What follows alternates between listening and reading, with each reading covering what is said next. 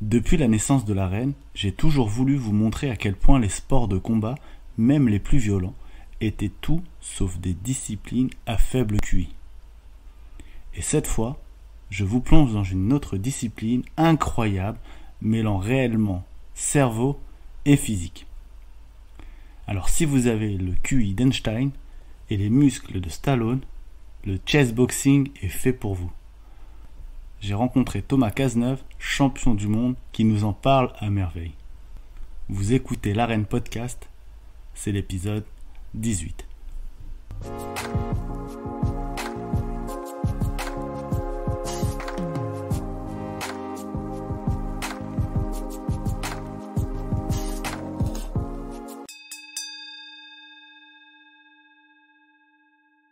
Bonjour Thomas, et bienvenue dans l'Arène Podcast.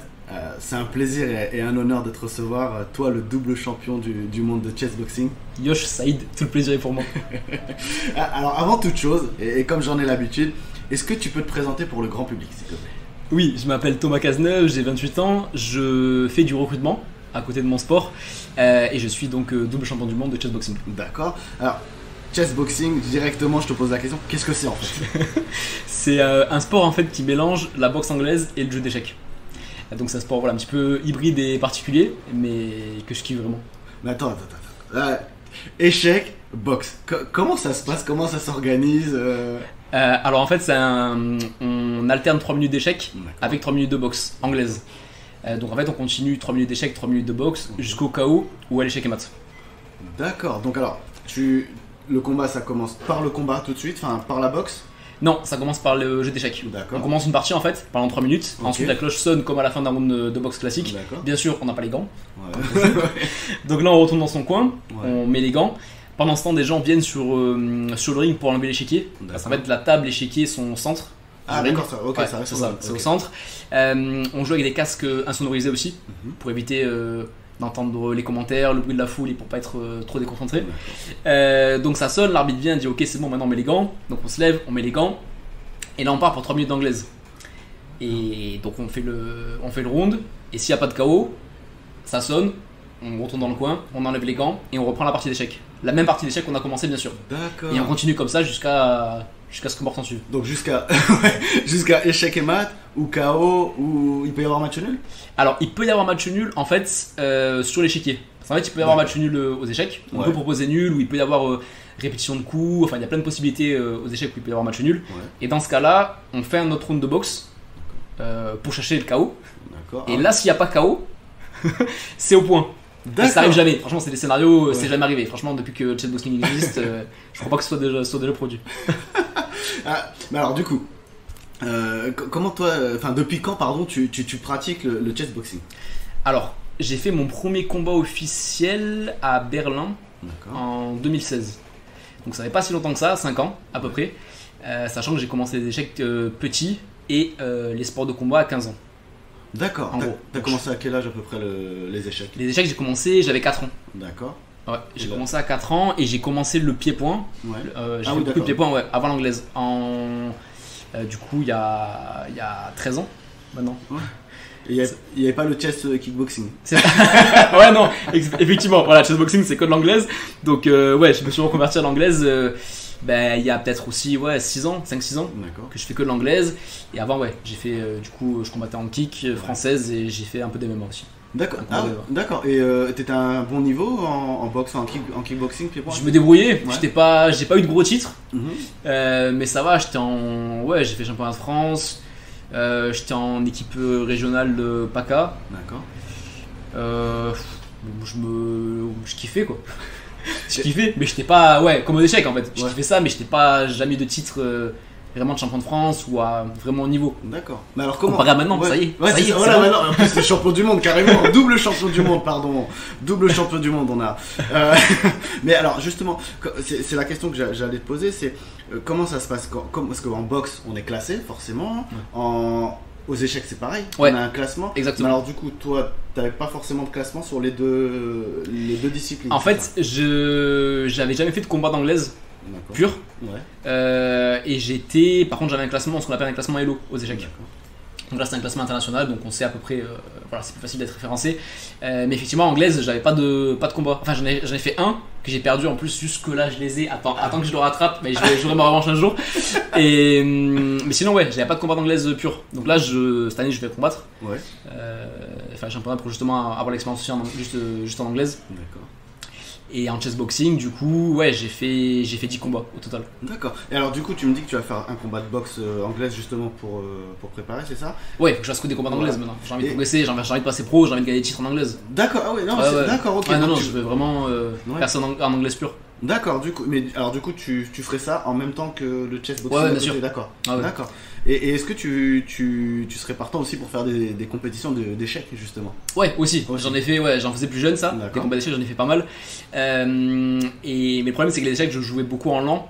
D'accord. Et là, c'est ce qu'on appelle un blitz, en fait, c'est une partie rapide. Ouais. Parce que justement, on a 9 minutes chacun sur la pendule, donc il faut jouer assez vite. D'accord. Donc c'est pas des parties longues, parce qu'en fait, les échecs, il faut se rendre compte qu'une partie, ça dure peut-être en moyenne 4-5 heures. Tandis que là, le chessboxing, c'est des parties, voilà, il faut jouer vite, c'est des parties rapides. Donc je vais reprendre la compétition, mais pas uniquement sur des parties rapides. Et plus sur des parties longues.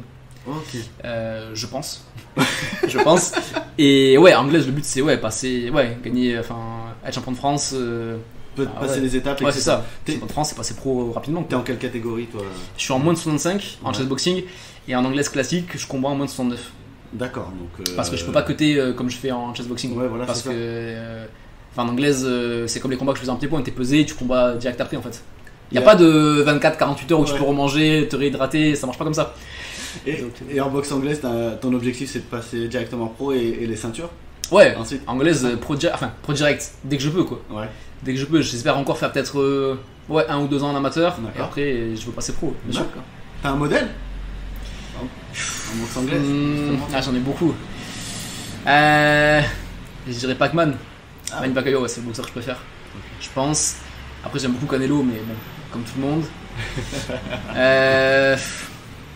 Pac-Man, je le kiffe. Ouais. C'est mon préféré, je pense. En plus, sur la durée, c'est vrai que c'est. Mais c'est ça, c'est un modèle. monstre. Ouais. Le mec, il a une carrière incroyable. C'est clair, il est incroyable ce mec. C'est hallucinant. Tu vas faire un destin diplomate après, enfin sénateur et tout. Ouais, pourquoi pas. Franchement, je trouve qu'en plus, il a un beau parcours. Ouais, c'est ça. Il a inspiré beaucoup de gens et ouais. Termine, il est sénateur. Non, il est quoi? Il était sénateur aux Philippines. Ouais, je c'est sais ça. plus s'il est encore, mais ouais, c'est ça. Président bientôt, non? Ouais, bah écoute, on se le C'est- souhaite. Thomas Cazeneuve, bientôt président. Par moi. Manu. Et après, non, j'en ai plein. Franchement, il y a plein de boxeurs que je kiffe. Mais ouais, non, Pac-Man, c'est mon préféré. Pac-Man. Ouais, franchement, il n'y a pas photo. Tiens, j'allais te poser la question plus tard, mais on parle de modèle et aux échecs. Ah ouais, évidemment, Kasparov, on va dire, mais. Et aux échecs, pareil, j'en ai plein. J'ai plein de grands maîtres que je kiffe. Mais pareil, je vais en dire qu'un, Karpov. Ah ouais? Karpov, D'accord. c'est mon préféré. Pourquoi? Il a quelque chose en particulier? Ouais, je l'ai rencontré. Je l'ai rencontré, j'ai joué avec lui. Et je trouve que c'est un mec super, ouais. En plus d'être très fort. Et pareil, je trouve qu'il a une carrière de ouf. Ok. Et est-ce que je vais revenir sur le combat tout à l'heure parce qu'il y a quelque chose qui m'intrigue. Quand tu es dans le combat, dans le chessboxing, donc tu m'as dit qu'il y avait la partie échec et la partie tu retournais sur le ring. Comment tu fais pour te reconcentrer sur les deux moments? Comment tu fais pour tourner sur le ring, te dire bah maintenant il faut que j'aille le battre, il faut que je le défonce, il faut que je lui mette des coups, et surtout le moment où on doit retourner calmement sur la partie d'échec? C'est justement ça qui est difficile en fait. C'est ce moment de lucidité et transition où en fait on se dit ok, donc là on est sous l'échiquier ou sous le ring, mais je pense que c'est vraiment un travail. En fait, il faut être dans le moment. Il faut réussir à être dans le moment présent, mais ça c'est comme dans la vie de tous les jours. Mais là particulièrement en chessboxing où il faut se dire ok, là je suis sur l'échiquier, je me concentre. J'ai un pion de plus, une pièce de plus, c'est bien. J'ai du matériel en moins aussi, j'ai une position compliquée, c'est pas grave. Dès que je passe sur le ring, ok, c'est un autre objectif, je me conditionne, c'est maintenant il faut que je le mette KO. Faut que je le mette KO, faut que je le fasse mal. Et après, ok, et pas prendre aux pièces, au coup qu'on aurait pu jouer, pas penser à la partie d'échec. Et idem, dès qu'on repasse sur l'échiquier, pareil, si on a eu un round dur ou quoi, pas se dire ouais, je me suis fait défoncer, pas penser si on saigne ou quoi, ok, c'est pas grave, on se soigne et boum, on se reconcentre et faut réussir à faire la part des choses. Ça doit être compliqué justement. Si tu prends un mauvais coup avant de retourner sur l'échiquier, tu peux divaguer, enfin je sais pas, être un peu. Mais complètement. Genre mon niveau d'échec en chessboxing, il est beaucoup plus bas qu'aux échecs classiques. Franchement, c'est hallucinant. Ah ouais, non, mais des fois je joue des coups et je me dis mais jamais de la vie j'aurais joué ça en partie classique quoi. Et genre mais je joue des coups mais complètement débiles en fait. Mais c'est parce que je suis Ouais, je suis à l'ouest en fait. Ouais, t'es à l'ouest et en même temps t'es excité parce que tu ressors du ring aussi, c'est ça? Mais c'est ça, Ouais. t'as l'adrénaline de fou en fait. Ouais. Tu montes, enfin, t'as le cœur qui bat à 10 000 et tu repasses à la partie pareil. En gros, il faut. Ouais, mais tu respires, tu te calmes, tu dis ok, tranquille, c'est bon, vas-y, je me pose, c'est pas grave. Tu souffles un coup et. Ouais, essaie de vite récupérer, vite te reconcentrer. Mais ça qui est dur en fait. Bah oui. Mais c'est justement ce qu'il faut travailler à fond. Mm. C'est-à-dire que voilà, il faut faire des sparring. Quand je fais des sparring, j'ai des échecs à côté. Quand je fais du 400, pareil, 400 mètres pendant mes temps de pause, je fais des problèmes d'échecs. Pour justement aussi m'habituer à réfléchir sous pression et savoir switcher comme ça entre les deux. On le voit sur Instagram parce que t'es très actif sur Instagram. Yep. Et c'est comme tous les sportifs en général, et c'est très intéressant. Et c'est vrai qu'on voit souvent que tu mets des captures d'écran de tes sparring, ou enfin voilà, c'est ça. Ouais, Donc, c'est effectivement les trucs que je fais. Ouais, voilà, j'essaie de l'alterner entre les deux pour justement m'habituer et me mettre en position combat.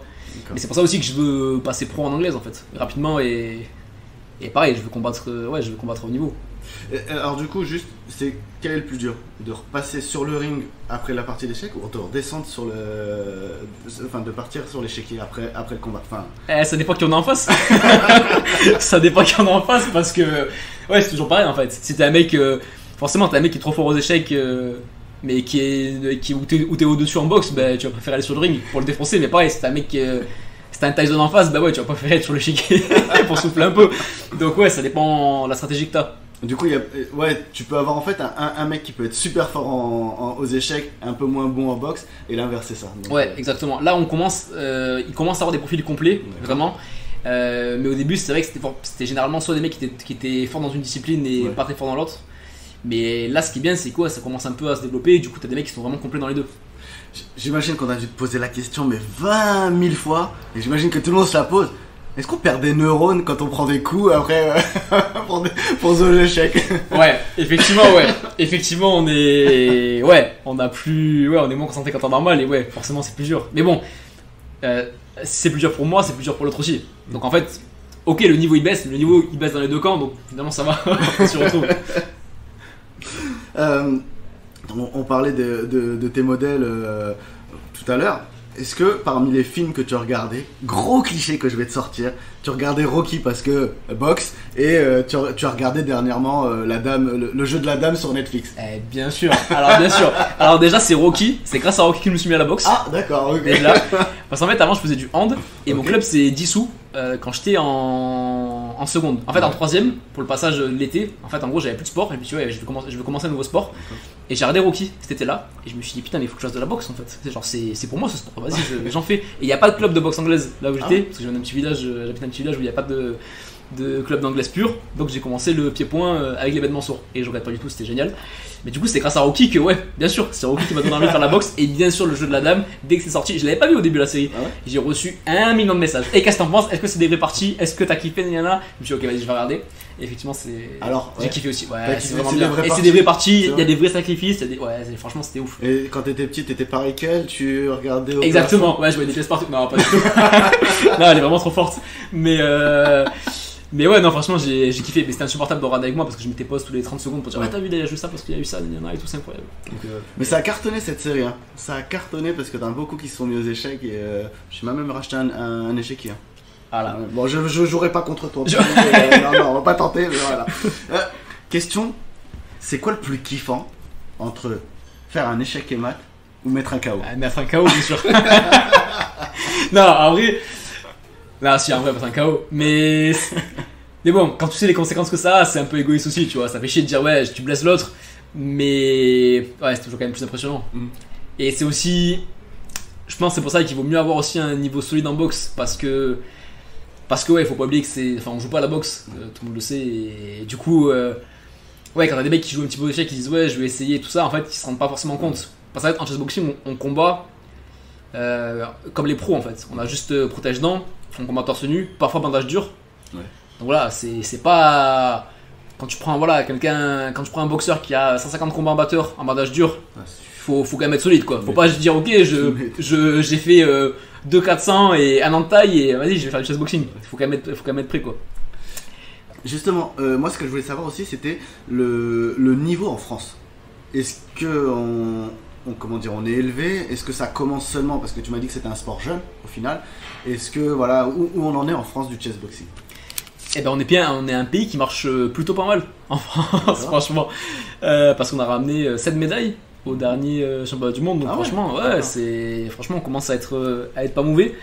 Et ouais, les clubs commencent à se créer. Il y a de nouveaux talents qui commencent à apparaître. D'accord. Et franchement, je trouve qu'on est pas dégueu. Après, pour moi, les meilleurs, ça reste quand même les pays de l'Est. D'accord. Parce que eux, les échecs, c'est vraiment ancré. Mhm. Voilà, ils ont vraiment une culture du jeu d'échecs. Russie, Ukraine. Ouais, c'est ça, Russie, Ukraine, exactement. Les deux, voilà, c'est les deux que j'ai affrontés à chaque fois. Mais surtout qu'ils ont des bons boxeurs en plus. Mais c'est ça. Ouais. Et en fait, vu qu'ils aiment bien se taper aussi, Ouais. du coup, ça fait un bon mélange. Donc, effectivement, je pense que les pays de l'Est, ils vont bien marcher. Mais sinon, en France, ouais, on a vraiment pas à rougir comparé aux autres pays. Ouais. Et justement, tiens, est-ce que tu es contacté? Parce qu'en fait, en France, on a quand même des très bons boxeurs, on l'a vu, enfin maintenant de plus en plus, t'en as énormément qui sortent, on a, fallait citer Souleymane Soko, Tony Yoka, enfin voilà, même chez les femmes. Est-ce que ils t'ont déjà sollicité ou ils sont venus te voir, ils t'ont parlé? Est-ce qu'il y a un petit lien qui se fait par exemple, je sais pas, enfin pas forcément eux, mais même au niveau de la boxe, la fédération de la boxe, enfin. Alors, on a commencé un peu à rencontrer des boxeurs vraiment bons, qui seraient potentiellement intéressés, quelques pros par exemple, mais le problème c'est vu qu'il n'y a pas d'argent quoi, vraiment. Ouais. En fait, ce qui est compliqué c'est ça, c'est que du coup, il faudrait qu'on puisse commencer à créer quelques événements avec un peu des prize money et tout pour que justement on puisse aussi capter un peu l'attention. Mais c'est vrai qu'après on a créé quand même notre fédération de chessboxing, mais on est quand même aussi en lien du coup avec la fédération de boxe anglaise et aussi du jeu d'échecs pour justement créer des partenariats avec les clubs de boxe et les clubs d'échecs. Ouais, parce qu'en plus, ce qui pourrait être. Bah, je balance l'idée comme ça, on sait jamais, hein. Mais dans un gala de boxe, par exemple, Tony Yoka qui combattrait à Paris prochainement, pourquoi pas inscrire un petit combat de chessboxing avant, ça pourrait être pas mal. Et c'est le plan, je crois. Ouais, ce serait pas mal du tout, donc ouais. Ah ouais, Ça pourrait être bien, c'est l'idée. Et justement, on parle des pays de l'Est et en France, mais est-ce que la grande nation de la boxe également, les États-Unis, est-ce qu'ils pratiquent le chessboxing? Ouais, États-Unis aussi, c'est des monstres en boxe. Clairement, ils sont en boxe anglaise, ils sont incroyables. Mais c'est vrai que ouais, en chessboxing, ils ont aussi une fédé. D'accord. Et ils commencent à créer des athlètes aussi, forcément, vu que la Russie le fait aussi. Bah ouais, tu m'étonnes. Donc ouais, ça commence. Ils ont créé une fédé, je crois, l'année dernière. D'accord. Donc assez récent aussi, mais pareil, ouais, ils commencent à avoir quelques mecs intéressants, donc à voir aussi. Ouais, parce qu'en plus, il y aurait moyen de faire quelque chose aussi là-bas, j'imagine, pour développer aussi le chessboxing encore un peu plus, pour que ça prenne un peu plus de lumière, justement, que la lumière soit un peu plus dessus. C'est ça. Question très bête, mais comme il y a les anciens qui reviennent, les Mike Tyson et compagnie, est-ce qu'on les mettrait pas un peu aux échecs pour faire un petit truc? Ouais, c'est clair. Tentant. Franchement, ouais, pourquoi pas, je serais vraiment chaud. Même Joshua, il joue beaucoup d'échecs en ce moment. Sérieux? Ouais. Je savais pas du tout. Et je savais pas non plus, mais je le suis depuis quelques mois, il poste tout le temps des parties de lui en train de jouer. Ouais. Donc voilà, je vois qu'il y a quelques boxeurs qui sont. Klitschko aussi, Oui. il joue très bien aux échecs. Ouais. Donc voilà, je me dis qu'il y a quand même pas mal de boxeurs au niveau qui jouent. Donc pourquoi pas, si on peut essayer de tenter. Allô, on a Si vous avez des idées, n'hésitez pas à contacter. La fédé de chessboxing, le cousin de Thomas, vous pouvez le contacter. Comment s'appelle ton cousin, Thomas? Guillaume Salançon. Voilà. Donc n'hésitez pas à le contacter si vous avez des bonnes idées, il sera preneur. Ce que je voulais savoir, une question assez drôle ou pas. Du coup, comme tu fais des échecs et en même temps de la boxe, t'es plutôt gentleman ou bad boy? Bonne question. Bonne question. Ah, les deux, non? Ah, c'est le principe du chessboxing, être un peu les deux. Ouais. C'est vrai que ça marche, ça fonctionne, t'as raison, bonne question. Il y avait une autre question que je voulais te poser, il y a quelque chose qui me fait plaisir, c'est que en parlant du chessboxing, j'en parle déjà avec d'autres combattants, etc. Où quand je parle avec eux, je vois des personnalités intéressantes et qui ressortent. Et là, ce qui me frappe le plus, et ce qui est agréable, c'est que t'es le modèle typique du boxeur qui a un cerveau. Parce que le grand public, malheureusement, pense que les sports de combat, des mecs qui sont des combattants, n'ont pas forcément de cervelle. Alors je suis complètement con pourtant, je comprends pas. Mais ouais, non, je confirme qu'effectivement, enfin, j'ai plein d'amis boxeurs qui sont très intelligents aussi. Et c'est vrai que ça souffre du cliché un peu, on se tape. Alors qu'en fait, c'est hyper stratégique la boxe anglaise aussi. Et enfin, même les sports de combat aussi en général, c'est pas juste du bourrinage. Et bon, comme les échecs aussi, ça souffre un peu du cliché de c'est forcément l'intello ou le vieux oui, voilà, qui joue, alors qu'en fait non, t'as plein de jeunes aussi et c'est un sport. C'est ça, à la différence, les échecs c'est un sport. Ouais. Les gens pensent que les échecs c'est En super, plus, voilà. déjà de base, ouais. Déjà, les gens pensent Les gens pensent que que. c'est du loisir, ouais. C'est ça, exactement, mais c'est ouais. le loto du dimanche après-midi. C'est ça, ouais. Ouais, aux échecs, tu me bats, mais puissance 4, je te bats. Ouais. J'en ai des à coups de chaussettes, les gens qui me disent ça, c'est pas possible, c'est incomparable en fait. Donc. Et le jeu de dames, comment ça Non, se passe pareil, on compare pas les dames aux échecs. Un peu de respect. C'était la question que j'avais posée, Impossible. voilà. On peut pas Impossible. comparer. Rien à voir. Ouais. Rien à voir. Franchement, c'est ouais, comparable.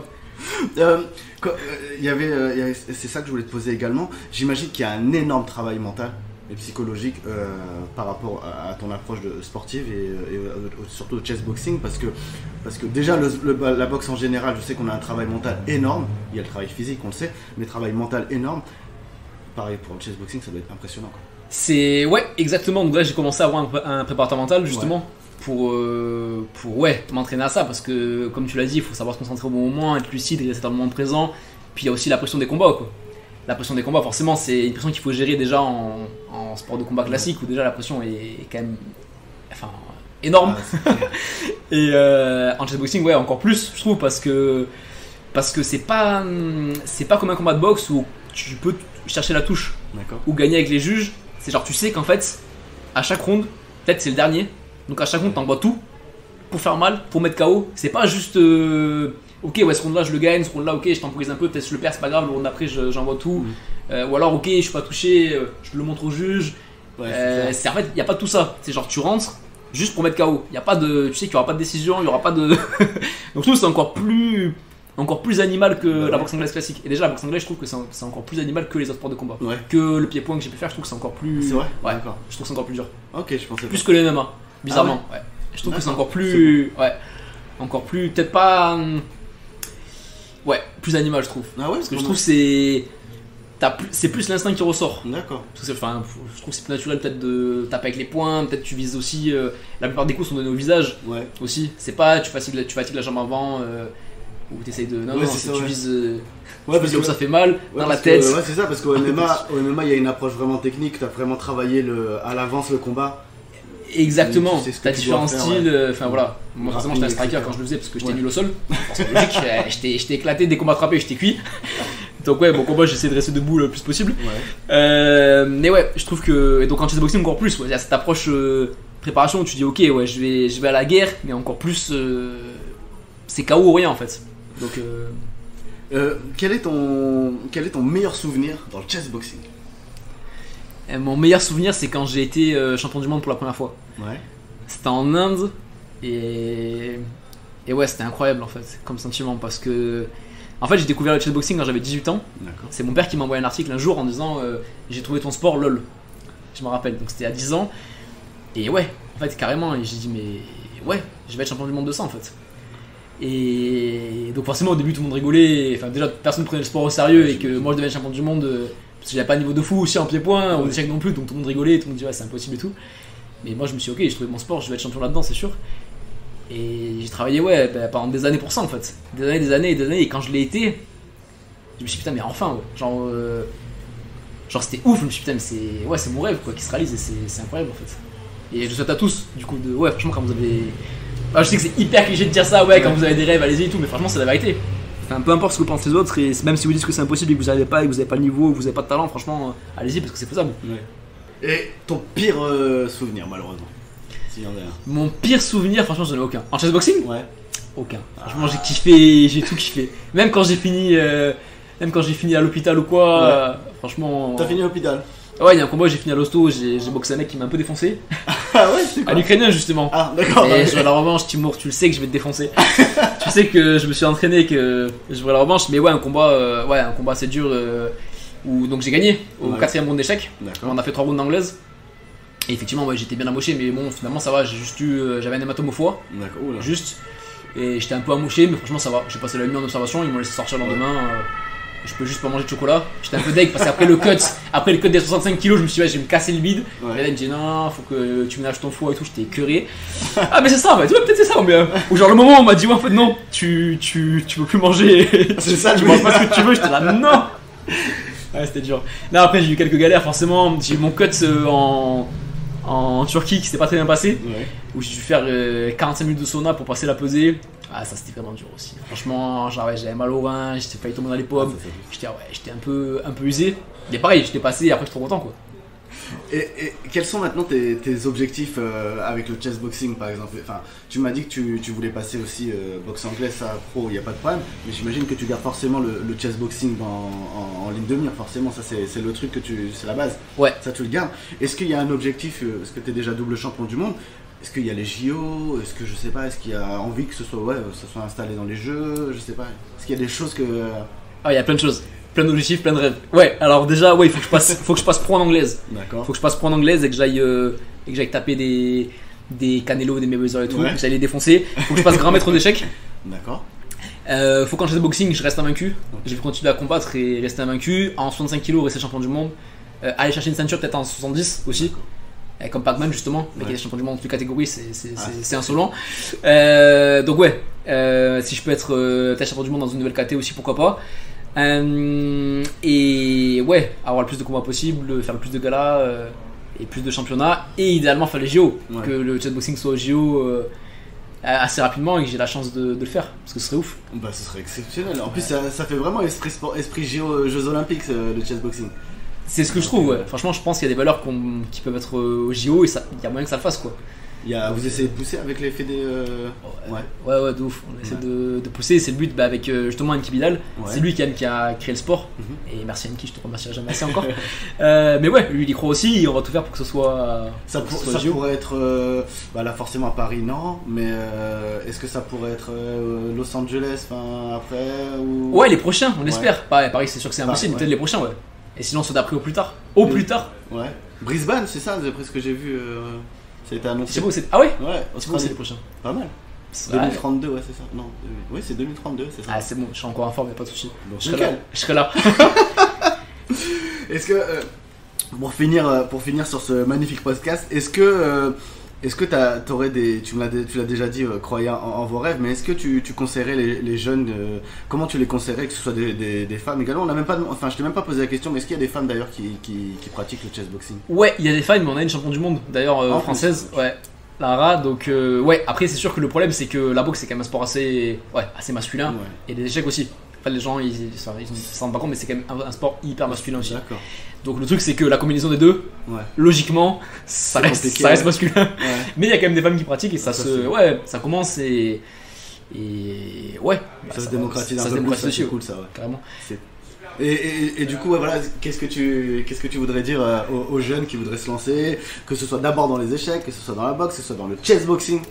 Franchement de foncer, parce que ouais, c'est un sport, je pense qu'il y a du potentiel qui va continuer à se développer, et ouais, de pas hésiter en fait, s'ils sont passionnés aussi d'y aller à fond. Et peut-être que ouais, c'est clair que vos parents ils seront peut-être trouveront ça peut-être un peu bizarre, mais voilà, sachez que vous n'êtes pas les seuls à être passés par là, et que ça vaut le coup, ça apprend énormément de choses, et si vous kiffez, c'est le plus important quoi, allez-y à fond. Super. Merci beaucoup Thomas d'être venu dans cet épisode de l'Arène. Ça fait super plaisir parce que c'était vraiment très très enrichissant. Et je te souhaite le meilleur pour la suite. Merci encore d'être venu. Merci à toi Saïd, et merci pour l'écoute, et à bientôt j'espère. À bientôt. Voilà, j'espère que cet épisode et cette interview avec Thomas Cazeneuve vous aura plu. N'hésitez pas à suivre ses aventures sur Instagram, mais aussi à liker et partager cet épisode sur les réseaux sociaux et à vous abonner Apple Podcasts, Deezer, Spotify. En attendant, à très bientôt dans l'Arène Podcast.